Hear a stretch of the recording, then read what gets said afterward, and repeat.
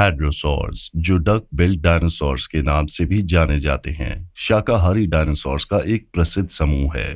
जीवाश्म विज्ञान की दुनिया में ये लंबे समय से जाने जाते हैं और पेलियो मीडिया में बहुत प्रकार से दिखाई देते हैं। हालांकि हमारे पास हेड्रोसॉर्स के बारे में मौजूद विशाल ज्ञान के बावजूद उनकी शक्ति को अक्सर बड़ा ही कम समझा जाता है और उन्हें बार बार मांसाहारियों के लिए आसान शिकार के रूप में दिखाया जाता है। लेकिन ये वास्तव में ऐसा नहीं था और जीवाश्म विज्ञानियों ने उनके शिकारियों के लिए एक शक्तिशाली विरोधी बनने के लिए कई तरीके खोजे हैं और उनमें से एक तरीका था कि डकबिल्स अपने प्रभावशाली आकार को लड़ने और मुकाबला करने के लिए इस्तेमाल करते थे, क्योंकि ऐसा पता चलता है कि बहुत से हेड्रोसॉर्स काफी बड़े थे और कुछ तो विशाल थे, जैसे कि प्रसिद्ध एडमोंटोसॉरस जो हैरत अंगेज तौर पर 13 मीटर या 43 फीट तक लंबे हो सकते थे।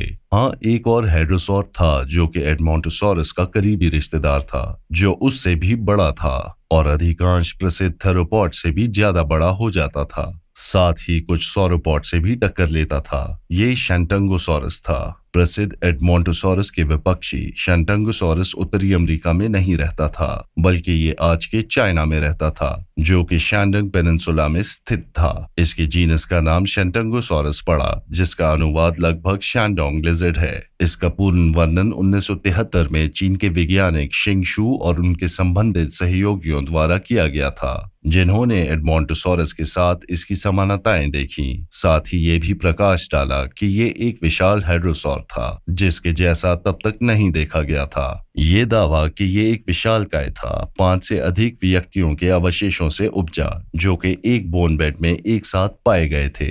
हालांकि स्थित नमूनों में से कोई भी पूरा नहीं था, फिर भी जीवाश्म विज्ञानी इन 5 हेड्रोसॉर्स के विभिन्न हिस्सों को मिलाकर कॉम्पोजिट्स बना पाए थे, जिससे उन्हें कमोबेश संपूर्ण कंकाल बनाने की अनुमति मिली। और कॉम्पोजिट्स और व्यक्तिगत अवशेषों के आकार के आधार पर टीम ने अनुमान लगाया कि एक वयस्क शैंटंगोसॉरस लगभग 15 मीटर या 49 फीट लंबा होता था, जबकि विशेष रूप से बड़े व्यक्ति 16.6 मीटर या 54 फीट तक लंबे हो सकते थे। शैंटंगोसॉरस का हर टुकड़ा आकार के मामले में राक्षसी था और केवल उसका सर ही 1.63 मीटर या 5.3 फीट तक लंबा था। इस आकार के साथ इसमें कोई आश्चर्य नहीं होना चाहिए कि शैंटंगोसॉरस वजन में भी एक भारी भरकम डायनासोर था, जिसका वजन 16 टन तक हो सकता था। अपनी लंबाई और वजन के साथ ये न केवल सभी समय का सबसे बड़ा हेड्रोसॉर है, बल्कि ये जीवाश्म विज्ञानियों के द्वारा अभी तक पाए जाने वाला सबसे बड़ा बर्ड हिप डायनासोर भी है।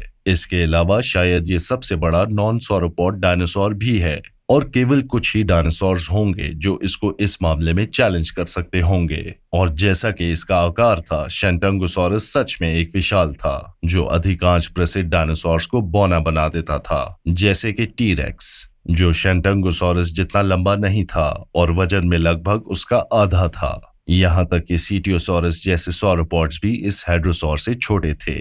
इसके विशाल आकार ने कई जीवाश्म विज्ञानियों को ये सोचने पर मजबूर किया है कि ये इतना बड़ा क्यों हुआ।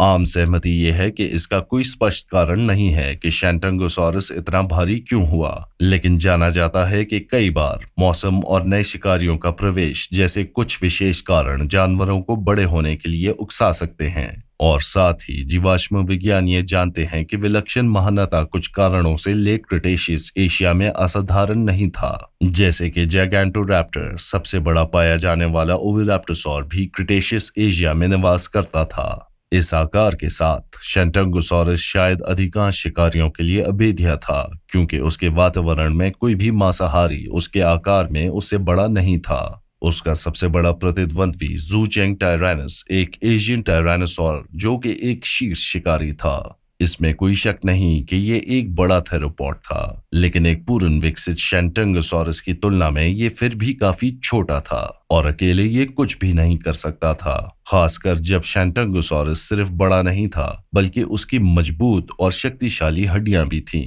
जिसका अर्थ था कि इसमें बड़ी मात्रा में शक्तिशाली मांसपेशियां थीं, जिससे उसकी बेहतर रक्षा हो सकती थी। इसके बावजूद ज़ूचेंग टायरैनस किशोरों के लिए अभी भी एक खतरा था और शायद समूहों में शिकार करता था, जो शायद सबसे बड़े शेंटंगोसॉरस के लिए भी एक खतरा हो सकता था। भले ही इस थेरोपॉड ने झुंडों में शिकार किया हो, शेंटंगोसॉरस के पास केवल आकार ही नहीं था, क्योंकि अधिकांश जीवाश्म विज्ञानी ये मानते हैं कि ये आश्चर्यजनक रूप से तेज भी था। शेंटंगोसॉरस चारों तरफ से मजबूत था, लेकिन विशेष रूप से उसके पिछले अंग बहुत अच्छी तरह से निर्मित थे और बड़े मांसपेशियों से बंधे हुए थे, जो उसे शिकार की कोशिशों से बचने के लिए तेज गति से विस्फोट करने की अनुमति देते थे।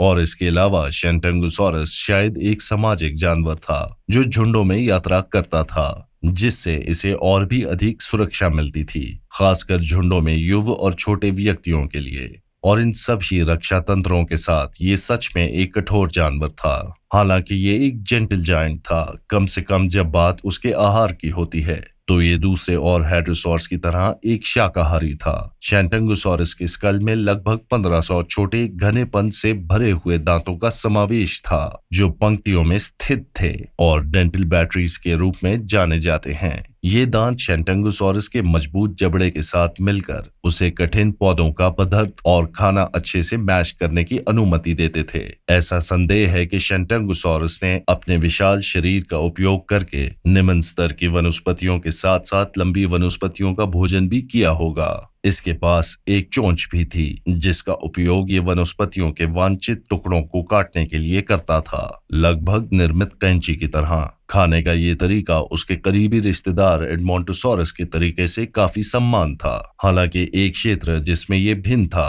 वो शायद उसकी नाक थी, विशेष रूप से उसकी नेजल ओपनिंग, क्योंकि ये अनुपातिक रूप से बहुत चौड़ी थी, जिससे ये स्पष्ट किया गया कि शेंटंगोसॉरस के पास वास्तविक जीवन में नरम टिश्यू से बना एक बड़ा विकास था, जो मौजूद होने पर प्रदर्शन के लिए इस्तेमाल किया जा सकता था। इस संभावित वृद्धि के अलावा शेंटंगोसॉरस कई तौर पर काफी साधारण था, अन्य हेड्रोसॉरस के समान था और सतही तौर पर एडमोंटोसॉरस के समान था, आकार का अंतर छोड़कर। लेट क्रिटेशियस चाइना के वातावरण में इसे अपने विशाल आकार के कारण इसे अपने वर्तमान में उभरने के लिए किसी भी कल्पनाशीलता की जरूरत नहीं थी। जैसे कि कहा गया, शेंटंगोसॉरस शैंडोंग पेनिनसुला में निवास करता था, जो तब पतली घाटियों, फ्लड प्लेन्स और नदियों से भरा हुआ था। इसके अलावा मौसम काफी गर्म और सुखड़ था। ये एक ऐसी भूमि थी जो डायनासोर्स में समृद्ध और विविध थी, जिसमें कुछ प्रसिद्ध डायनासोर भी शामिल थे, जैसे साइनोसेरेटॉप्स।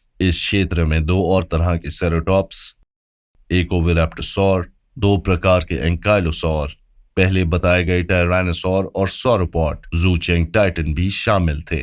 नॉन डायनासोर्स भी मौजूद थे, क्योंकि एक कछुए और एक अनजान क्रोकोडिलियन के अवशेष भी पाए गए हैं। शेंटंगोसॉरस क्रिटेशियस के अंतिम युगों में मिडिल और लेट कैंपेनियन के दौरान लगभग 77 मिलियन वर्ष पहले पुराने चाइना में इन जीवों के साथ रहता था। जीवाश्म रिकॉर्ड्स बताते हैं कि जब एस्टेरॉयड पृथ्वी से टकराया तब शेंटंगोसॉरस मौजूद ही नहीं था, और जबकि उसके गायब होने का सटीक कारण ज्ञात नहीं है। जीवाश्म विज्ञानी ये जानते हैं कि क्रिटेशियस के अंत के दौरान एशिया में कुछ जलवायु परिवर्तन हुए थे, जिसने शायद पृथ्वी पर चलने वाले सबसे बड़े हाइड्रोसॉर को घातक किया होगा।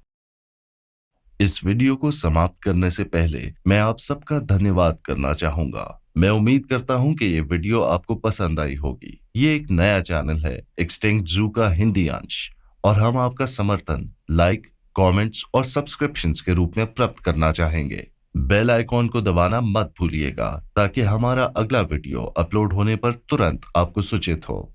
एक बार फिर धन्यवाद।